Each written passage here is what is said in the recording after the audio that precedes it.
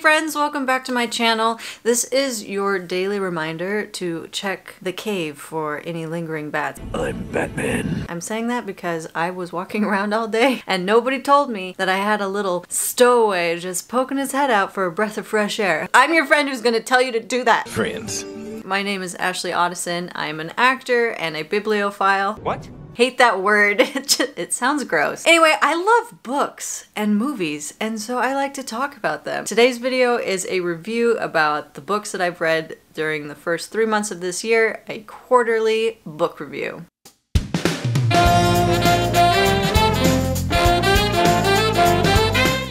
So far this year, I have read a total of 15 books. Now you're just like, Ashley, where do you get the time to do all those things? Most of them are audiobooks, okay? Audiobooks are still reading, but I'm able to get so much more done listening to the story versus sitting there reading. Don't get me wrong, I love a good hardcover book, but if I just want to get more stuff done during the day, an audiobook is a great go-to. As always, I will do my very best to try to keep things spoiler-free, but just in case something slip out, here's a little spoiler warning. The very first book that I read this year was The Forest Demands Its Due by Kosoko Jackson. Overall, I really liked the book. However, there were some parts where I got a little bit confused about what was going on. In the beginning, it felt a little bit like it was going to go one way and then it switched a little bit and went a different way, but not like in a, oh, we're going to do a twist and this is unexpected. It kind of just felt like the author changed their mind a little bit. Overall, I give this book a solid 3.5 out of 5 stars. It is great for representation as the main character is a person of color and is queer. If you're looking for a book that has diverse characters and a supernatural element to it, then The Forest Demands Its Due is the perfect choice for you. The next book I read was The Fifth Wave by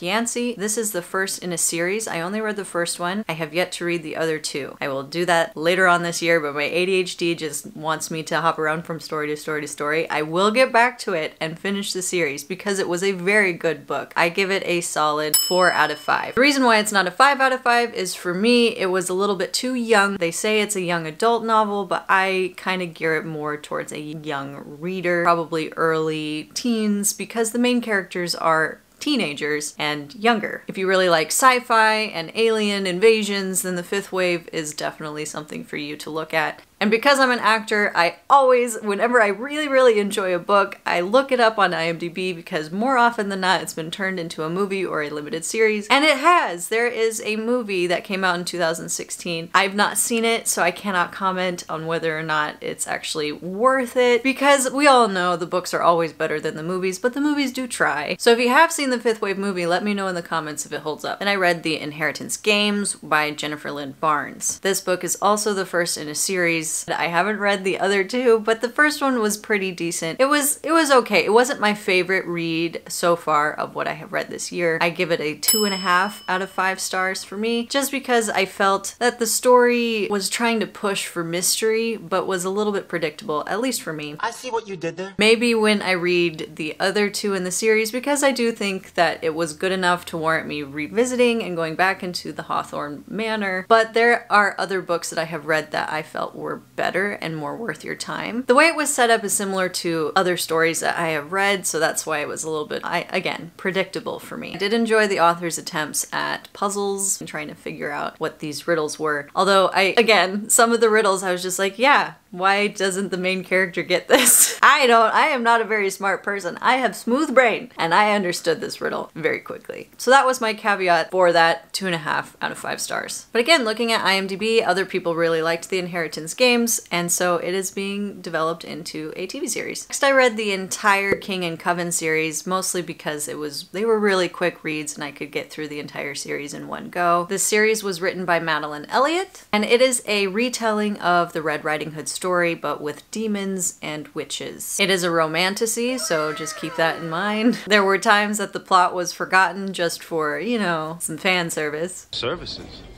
Oh, services.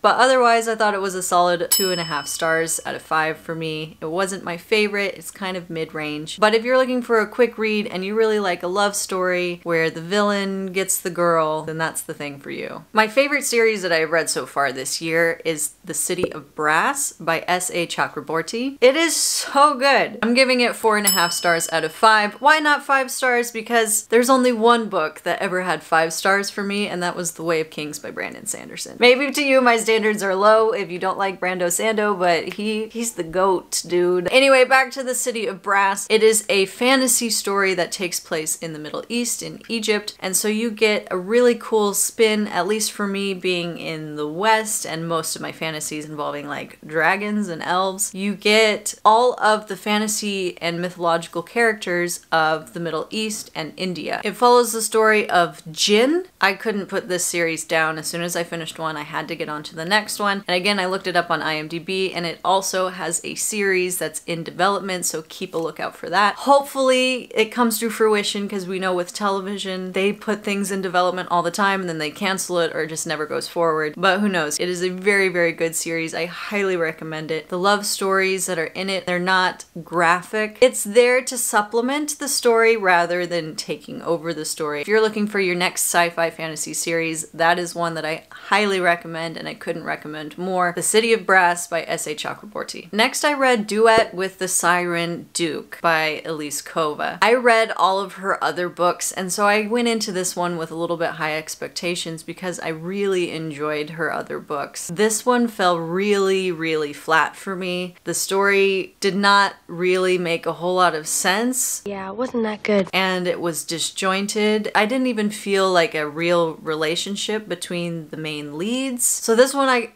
I'm sorry. I know writing books is really hard and I hate to give negative reviews, but this one just did not live up to her other works. So I recommend that you read her other stuff if you're looking for a romantasy type story. That's a really quick read, and it's on Kindle Unlimited, so free if you are on Kindle Unlimited. But this one I don't think is worth your time. I give it a 1 out of 5 stars. Next, I read Jade City by Fonda Lee, and oh my gosh, that is another really, really great book if you're looking for a science fiction fantasy novel that takes place in what I would call a fantastical Hong Kong. Magic in it is also super smart. A group of people called Greenbones who have a natural affinity to this jade element that can heighten their own innate physical capabilities. So they can heighten their senses, heighten their strength. Whereas there's other people who are hypersensitive to it and it just makes them go crazy, and then there's others where the jade has no reaction to them at all. I really enjoy stories that put limitation on magic. That was one of my beefs with Harry Potter. It's just like, why can't we do all these things since magic can easily like fix everything, right? There's a spell for everything. There seemed to be no limit. The limit does not exist. Whereas with Jade City, there's a limit based on an individual's physical capabilities or their genetics. I just read the first one. It is a trilogy. I'm currently reading the second one. This is gonna take me, the Jade City was the one that took me the longest to read. It is over 400 and some odd pages, but the print is very small, and the pages, they're large pages with small print. And so this is, it took me a minute to get through it. So if you don't have the attention span like I did, I mean, I read other books whilst reading Jade City just because, not because the writing was bad or the world was boring. I had to read something else that was super short that was in a different world before coming back to it. That being said, I still give Jade City a 4 out of 5 stars for me because it is a very cohesive, very well built world, wonderfully written. The characters all have their own unique personalities, and it was a very interesting read. It just took me forever. It also has a series in development on IMDb. Next, I read The Dead Take the A Train. It was co-written by Cassandra Khaw and Richard Kadrey. I would describe it as a horror fantasy novel. It takes place in New York City, where demons exist and magic exists, but only to the in the know people. And most of the people who are in the know are the super wealthy. I give this one a 3 out of 5 stars for me. It is very well written, very highbrow. There were, my vocabulary increased while reading this book because I'm dumb. Did you learn something? The reason why I don't give it a 4, or 4 or 5, is because I did feel a little disjointed, and I got pulled out of the book a couple of times because I did feel like it jumped around a lot, and there were some parts that didn't fully make sense to the story to me. I don't know if they have plans to write follow-up story, because I did feel like it wasn't a complete ending to me. And some of the descriptions were a little bit weird to me. I guess I had a little bit of expectation reading it and saying that it was a horror, that there would be more horror. I kind of wanted to feel the suspense Because I've read books in the past by like Stephen King who just like I'm gripping the pages and I'm turning and I'm like even scared to turn the page because something's gonna happen. That did not happen for me with this book, and that's why I was a little bit disappointed. But overall, it is a good read, and it is very well written. And if you watched my review on the movie Damsel, then you know that I read the book version by Evelyn Skye. The book was actually written after the movie, which I thought was super unique, but it added more elements to it than the movie did. So if you watched the movie and you wanted a little bit more in-depth in the characters, then I highly recommend reading the book because it is much better than the movie. And I just think that's funny since it came after the movie. Anyway, moving on, go watch that if you haven't yet for my full review on why Damsel wasn't amazing. The book, I give a 2.5 out of 5 stars, mostly because there were some things that just didn't make sense to me. It was a very easy read. It took me like a day to read it. So if you just have a day and you want to go into a fantasy world that is a little bit disjointed, but I mean it's entertaining enough, then go ahead and give Damsel a good read. If you want some emotional turmoil, then you want to read The Song of Achilles by Madeline Miller. Oh my god! The book made me cry. Their tears will be real today. Made me feel a lot of emotions. It's a retelling of the Iliad. If you know the story of Achilles and Patroclus, it's a story mostly about their relationship. Beautifully written story that is easy to read. You don't need to have a high IQ. I felt like you needed a little bit of a high IQ for the Dead Take the A Train.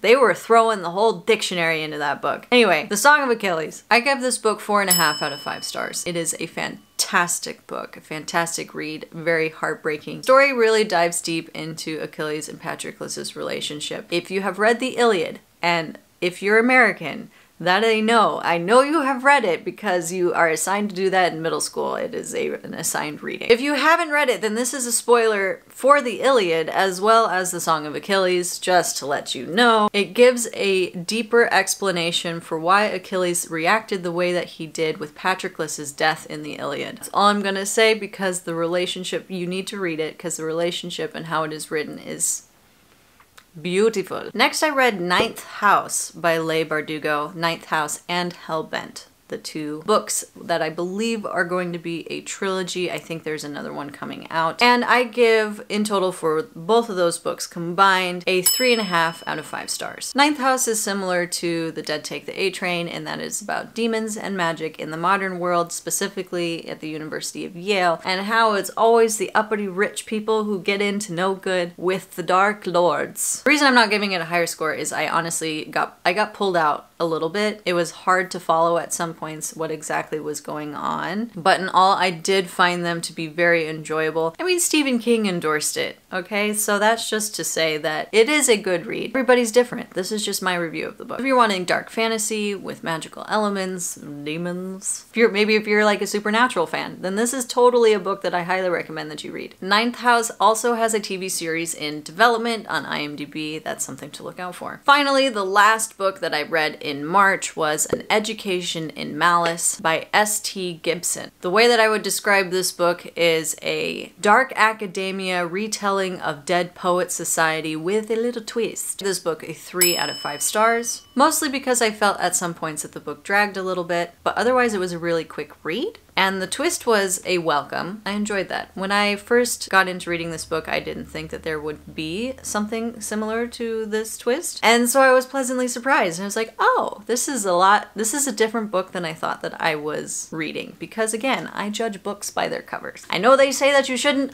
but I do it anyway. Now that I have read the book and I'm looking at the cover, it makes sense. Sapphic tale, women-led, female-led characters, predominantly female. Almost every single character in that book is a woman, except for maybe one minor character. So that is something that was fun to read. There are some trigger warnings at the beginning of the book, so do read that so that you are prepared to know what is in the content of the book. All right, that's it. Those are the books that I've read from January to March with my short little reviews of each because I really don't want to give away too much. If you want me to go into further detail about any specific book, please ask me in the comments. That way I can tell you in the comments, just to you, just your own personal little review so that other people aren't spoiled just from the main video. I encourage everybody who likes to read a lot, because the word bibliophile just, it sounds so wrong. Anybody who is a lover of books, I highly recommend going to your library because it is free. Free for you. And there are tons of books for you to read everywhere. Go to your library before the government figures out that it's socialist and closes them.